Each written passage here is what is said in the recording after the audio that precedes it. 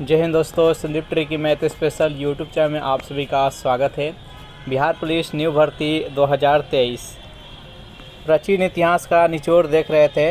ये इसका पार्ट 3 है और इसी के साथ ये प्राचीन इतिहास समाप्त हो जाएगा। 3 वीडियो में ये समाप्त हुआ है, पार्ट 1, पार्ट 2 और पार्ट 3। इसके बाद मध्यकालीन इतिहास के बारे में देखेंगे इम्पोर्टेंट क्वेश्चन। इस वीडियो को अंत तक देखिएगा। इसका पार्ट 1 और पार्ट 2 नहीं देखेंगे तो इसके लिए प्लेलिस्ट बना दिए, वहां से आकर आप दोनों वीडियो देख सकते हैं। तो वीडियो स्टार्ट करते हैं और चलते हैं हम प्रश्न की तरफ। पहला प्रश्न है आपके सामने, राष्ट्रकूट वंश के संस्थापक कौन था? दंती, दुर्ग, कृष्ण प्रथम, अमोघवर्ष और यशोवर्मन। बताइए यहाँ पर 1 नंबर प्रश्न का सही आंसर क्या है? राष्ट्रकूट वंश का संस्थापक कौन था? जल्दी से कमेंट कीजिए। जो भी कैंडिडेट यहाँ पर ऑप्शन नंबर ए बता रहे हैं दंती दुर्ग, बिल्कुल ही सही जवाब है। सेकेंड प्रश्न है आपके सामने कि शक संवत की शुरुआत कब हुई थी? 58 ईसा पूर्व में, 622 ईस्वी में, 78 ईस्वी में और 80 ईस्वी में। बताइए यहाँ पर सेकेंड प्रश्न का सही आंसर क्या है? शक संवत की शुरुआत कब हुई थी? जो भी कैंडिडेट यहाँ पर ऑप्शन नंबर सी के साथ जा रहे हैं 78 ईस्वी, बिल्कुल सही जवाब है। कुषाण काल में शक संवत की शुरुआत हुई थी। नेक्स्ट यहाँ पर 3 प्रश्न है, बेहद इंपॉर्टेंट प्रश्न है कि पंचतंत्र के लेखक कौन है? चाणक्य, जयदेव, विष्णु शर्मा और कालिदास। बताइए यहाँ पर 3 प्रश्न का सही आंसर क्या है? पंचतंत्र के लेखक कौन है? बेहद इंपॉर्टेंट प्रश्न है। जो भी कैंडिडेट यहाँ पर ऑप्शन नंबर सी बता रहे हैं विष्णु शर्मा, बिल्कुल ही सही जवाब है। 4 प्रश्न है आपके सामने कि हर्षचरित के लेखक कौन है? बाणभट्ट, कालिदास, हरिसेन और ह्वेनसांग। बताइए यहाँ पर 4 प्रश्न का सही आंसर क्या है? हर्षचरित के लेखक कौन है? जो भी कैंडिडेट यहाँ पर ऑप्शन नंबर ए बता रहे हैं बाणभट्ट, बिल्कुल ही सही जवाब है। चलिए नेक्स्ट यहाँ पर 5 प्रश्न देख लेते हैं। प्रश्न है आपके सामने कि विक्रम संवत की शुरुआत कब हुई थी? 58 ईसा पूर्व में, 622 ईस्वी में, 78 ईस्वी में और 80 ईस्वी में।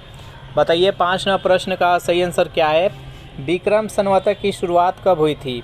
तो 58 ईसा पूर्व में हुआ था। जो भी कैंडिडेट यहाँ पर ऑप्शन नंबर ए के साथ जा रहे हैं, बिल्कुल ही सही जवाब है। सेशन आप लोग को अच्छा लग रहा है तो वीडियो को लाइक कर दे, अपने दोस्तों के पास शेयर कर दीजिए। श्रवण बेलगोला में गोमतेश्वर की विशाल प्रतिमा को किसने बनवाया था? चारों ऑप्शन देख लीजिए और बताइए यहाँ पर 6 प्रश्न का सही आंसर क्या है? श्रवण बेलगोला में गोमतेश्वर की विशाल प्रतिमा का निर्माण किसने करवाया था? तो चामुंड राय के द्वारा किया गया था। जो भी कैंडिडेट यहाँ पर ऑप्शन नंबर ए के साथ जा रहे हैं, बिल्कुल ही सही जवाब है। नेक्स्ट यहाँ पर 7 प्रश्न है आपके सामने कि हरिसेन किसके दरबारी कवि थे? चंद्रगुप्त प्रथम के, चंद्रगुप्त द्वितीय के, समुद्रगुप्त के, स्कंदगुप्त के। बताइए 7 प्रश्न का सही आंसर क्या है? हरिसेन किसके दरबारी कवि थे? तो हरिसेन समुद्रगुप्त के दरबारी कवि थे। जो भी कैंडिडेट यहाँ पर ऑप्शन नंबर सी के साथ जा रहे हैं, बिल्कुल ही सही जवाब है। भारत का नेपोलियन किसे कहा जाता है? तो समुद्रगुप्त को ही कहा जाता है। नेक्स्ट यहाँ पर 8 प्रश्न है आपके सामने कि कोणार्क के सूर्य मंदिर का निर्माण किसने करवाया था? नरसिंह देव वर्मन प्रथम ने, कृष्ण प्रथम ने, अयाती केसरी ने और राजराज प्रथम ने। बताइए यहाँ पर 8 प्रश्न का सही आंसर क्या है? कोणार्क के सूर्य मंदिर का निर्माण किसने करवाया था? तो नरसिंह देव वर्मन प्रथम इसका राइट आंसर हो जाएगा ऑप्शन नंबर ए। कोणार्क के सूर्य मंदिर किस राज्य में है? तो ये उड़ीसा में है, याद रखिएगा। नेक्स्ट यहाँ पर 9 प्रश्न है आपके सामने, बेहद इंपॉर्टेंट प्रश्न है कि अंकोरवाट का मंदिर किस देश में स्थित है? मालदीव में, इंडोनेशिया में, म्यांमार में, कंबोडिया में। बताइए 9 प्रश्न का सही आंसर क्या है? अंकोरवाट का मंदिर किस देश में स्थित है? जल्दी से कमेंट कीजिए। जो भी कैंडिडेट यहाँ पर ऑप्शन नंबर डी बता रहे हैं कंबोडिया, बिल्कुल सही जवाब है। 10 प्रश्न है आपके सामने कि भारत में शक संवत को किसने शुरू किया था? समुद्रगुप्त ने, कनिष्क ने, रुद्रदामन ने और अशोक ने। बताइए यहाँ पर 10 प्रश्न का सही आंसर क्या है? भारत में शक संवत को किसने शुरू किया था? तो ये कनिष्क के द्वारा शुरू किया गया था। जो भी कैंडिडेट यहाँ पर ऑप्शन नंबर बी बता रहे हैं, बिल्कुल ही सही जवाब है।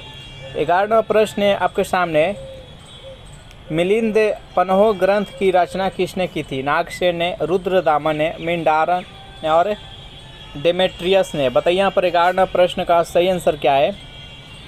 मिलिंद पन्हो ग्रंथ की रचना किसने की? जो भी कैंडिडेट यहाँ पर ऑप्शन नंबर ए बता रहे हैं नागसेन, बिल्कुल ही सही जवाब है। चलिए नेक्स्ट यहाँ पर 12वां प्रश्न देख लेते हैं। बेहद इंपॉर्टेंट प्रश्न है। प्रश्न है आपके सामने कि शक वंश के सबसे प्रतापी शासक कौन था। चारों ऑप्शन देख लीजिए और बताइए यहाँ पर कि 12वां प्रश्न का सही आंसर क्या है। शक वंश के सबसे प्रतापी शासक कौन था। तो 12वां प्रश्न का जो भी कैंडिडेट यहाँ पर ऑप्शन नंबर डी बता रहे हैं, रुद्रदामन, बिल्कुल ही सही जवाब है। नेक्स्ट यहाँ पर 13वां प्रश्न है आपके सामने कि अमित्रघात के नाम से कौन जाना जाता था। अशोक, उदयन, चंद्रगुप्त मौर्य और बिंदुसार। बताइए यहाँ पर 13वां प्रश्न का सही आंसर क्या है। अमित्रघात के नाम से कौन जाना जाता था, तो बिंदुसार। जो भी कैंडिडेट यहाँ पर ऑप्शन नंबर डी के साथ जा रहे हैं, बिल्कुल ही सही जवाब है। अगर इसका आपको पीडीएफ चाहिए तो इसके लिए टेलीग्राम ग्रुप बना दिए हैं, जिसका लिंक इसी वीडियो के नीचे डिस्क्रिप्शन में मिल जाएगा। वहाँ से ज्वाइन करके इसका पीडीएफ डाउनलोड कर सकते हैं। पीडीएफ में आप लोग का पहले थ्योरी मिलेगा। थ्योरी आप इस प्रकार से पढ़ लेंगे। थ्योरी पढ़ने के बाद बेहद ही आसान हो जाएगा ये सॉल्व करने के लिए। थ्योरी से मैक्सिमम प्रश्न आपको कवर अप हो जाएगा। तो यहाँ पहले आप थ्योरी पढ़ लीजिएगा, उसके बाद ये ऑब्जेक्टिव का सॉल्व कीजिएगा। नेक्स्ट यहाँ पर क्वेश्चन देख लेते हैं। 14वां प्रश्न है आपके सामने कि चोल वंश के संस्थापक कौन था। विजयालय ने, राजराज प्रथम ने, राजेंद्र प्रथम और कुलोत्तुंग ने। बताइए यहाँ पर 14वां प्रश्न का सही आंसर क्या है। चोल वंश का संस्थापक कौन था, जल्दी से कमेंट कीजिए।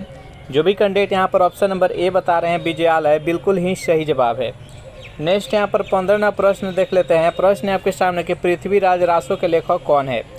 जयचंद्र, नेकचंद्र, चंद्रबरदाई और विष्णु शर्मा। बताइए यहाँ पर 15वां प्रश्न का सही आंसर क्या है।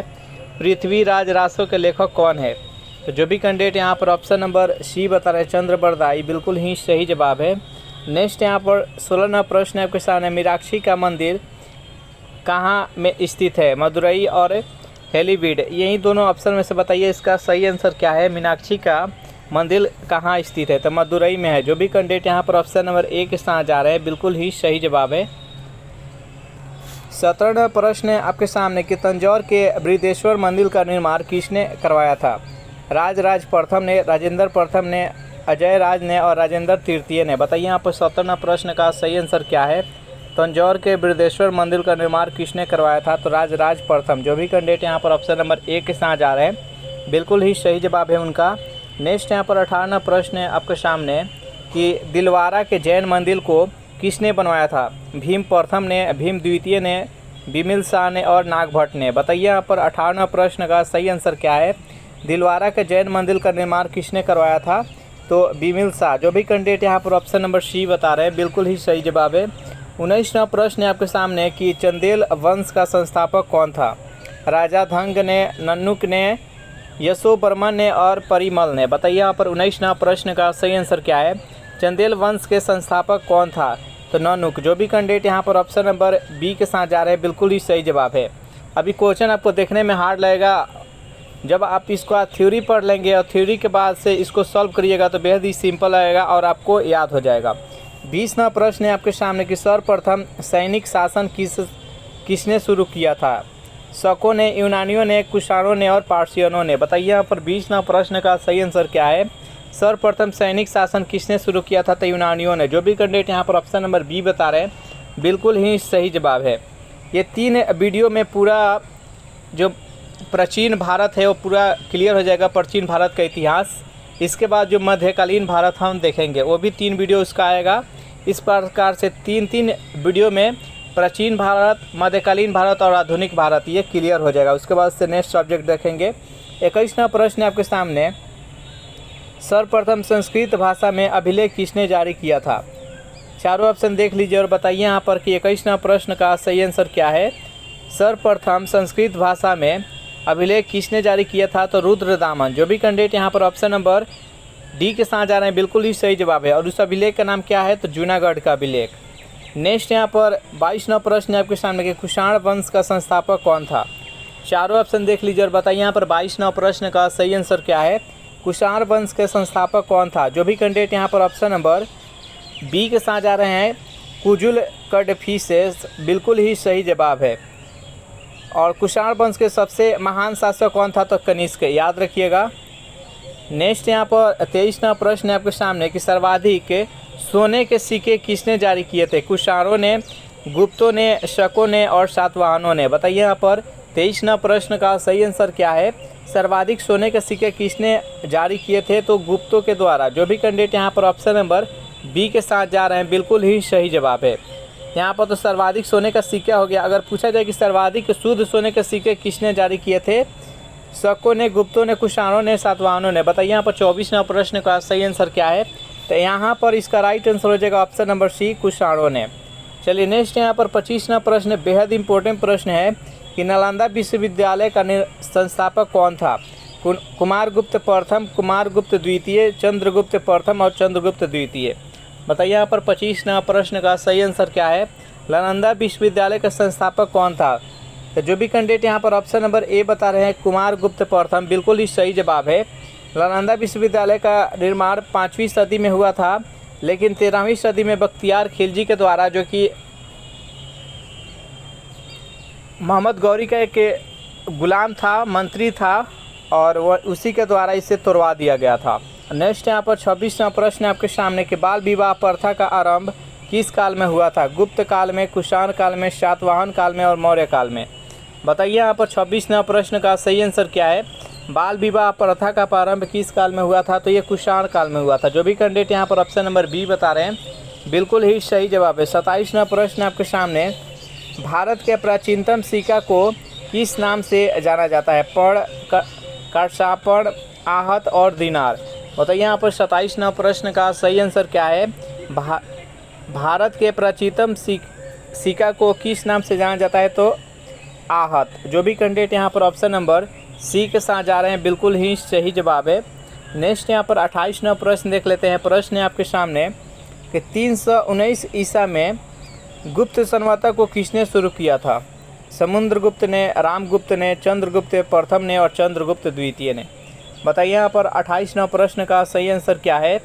319 ईस्वी में गुप्त संवत को किसने शुरू किया था? तो जो भी कैंडिडेट यहाँ पर ऑप्शन नंबर सी बता रहे हैं चंद्रगुप्त प्रथम, बिल्कुल ही सही जवाब है। चलिए नेक्स्ट क्वेश्चन देख लेते हैं। प्रश्न है आपके सामने कुषाण वंश का अंतिम शासक कौन था? कनिष्क, वासुदेव, सल्भादित्य और शिलादित्य। बताइए यहाँ पर 29वां प्रश्न का सही आंसर क्या है? कुषाण वंश का अंतिम शासक कौन था? जो भी कैंडिडेट यहाँ पर ऑप्शन नंबर बी बता रहे हैं वासुदेव, बिल्कुल ही सही जवाब है। नेक्स्ट यहाँ पर 30वां प्रश्न है आपके सामने कि गुप्त वंश का संस्थापक कौन था? चंद्रगुप्त प्रथम, चंद्रगुप्त द्वितीय, समुद्रगुप्त और श्रीगुप्त।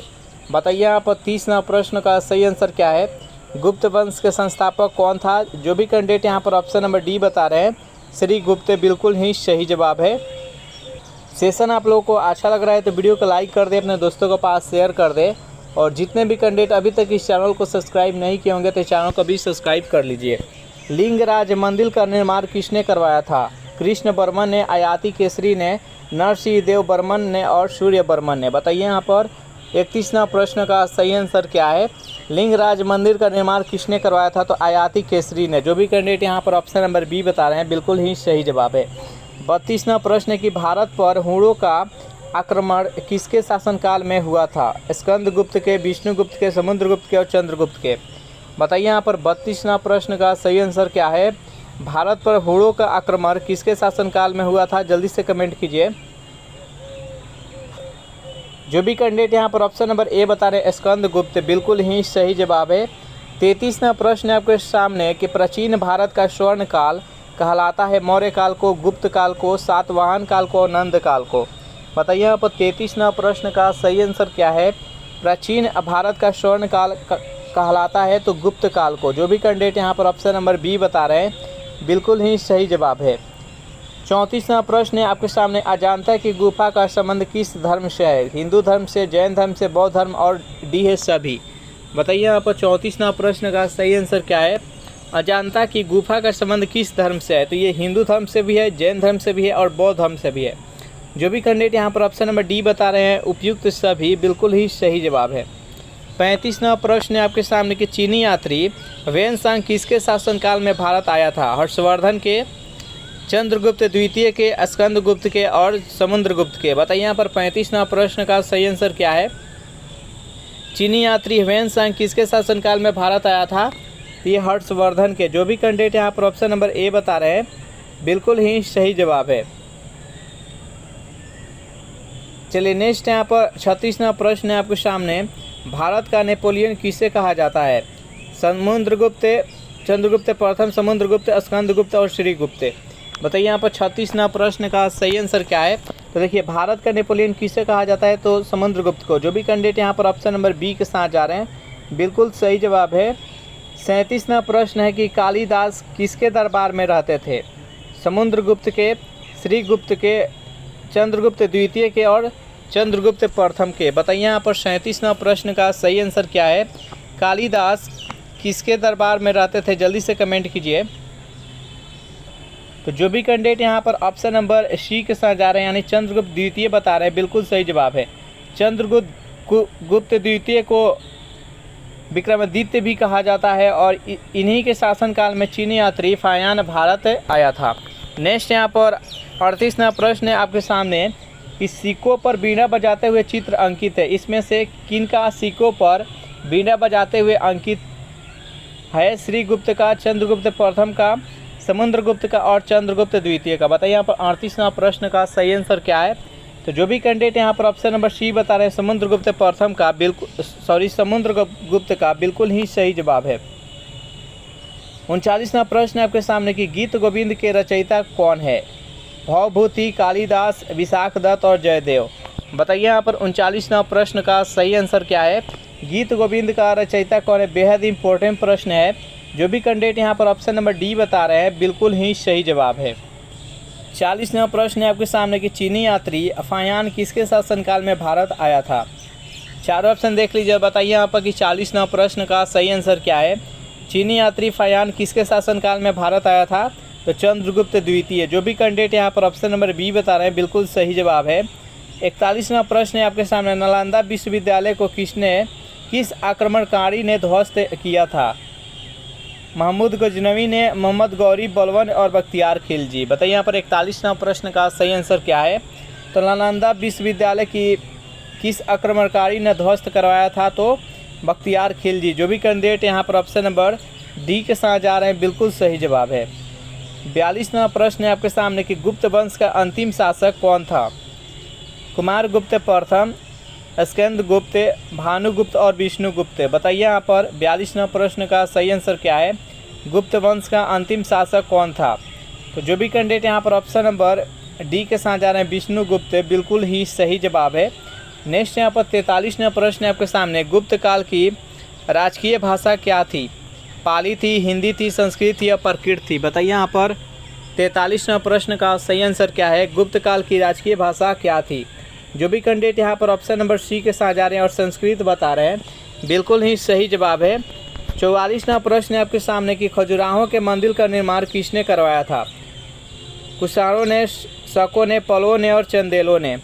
बताइए यहाँ पर 44वां प्रश्न का सही आंसर क्या है? यहाँ पर खजुराहो के मंदिर का निर्माण किसने करवाया था? जल्दी से कमेंट करिए। तो जो भी कैंडिडेट यहाँ पर ऑप्शन नंबर डी बता रहे हैं चंदेलो बिल्कुल ही सही जवाब है। चलिए नेक्स्ट यहाँ पर 45वां प्रश्न है आपके सामने कि CU की पुस्तक के लेखक कौन है? फायान, ह्वेनसांग, इत्सिंग और डी है इनमें से कोई नहीं। बताइए यहाँ पर 45वां प्रश्न का सही आंसर क्या है? CU की पुस्तक के लेखक कौन है? तो चीनी यात्री ह्वेनसांग के द्वारा यह पुस्तक लिखा गया था। ह्वेनसांग हर्षवर्धन के समय में भारत आए थे और फायान चंद्रगुप्त द्वितीय के शासनकाल में भारत आए थे। इस प्रकार से ये सेशन यहीं पर समाप्त हो रहा है। इसके बाद से आएगा मध्यकालीन भारत। वीडियो आप लोगों को अच्छा लगा है तो वीडियो को लाइक कर दे, अपने दोस्तों के पास शेयर कर दे और जितने भी कैंडिडेट इस चैनल से नए जुड़े होंगे तो इस चैनल को प्लीज़ सब्सक्राइब कर ले। Thanks for watching this video. मिलते हैं नेक्स्ट वीडियो में।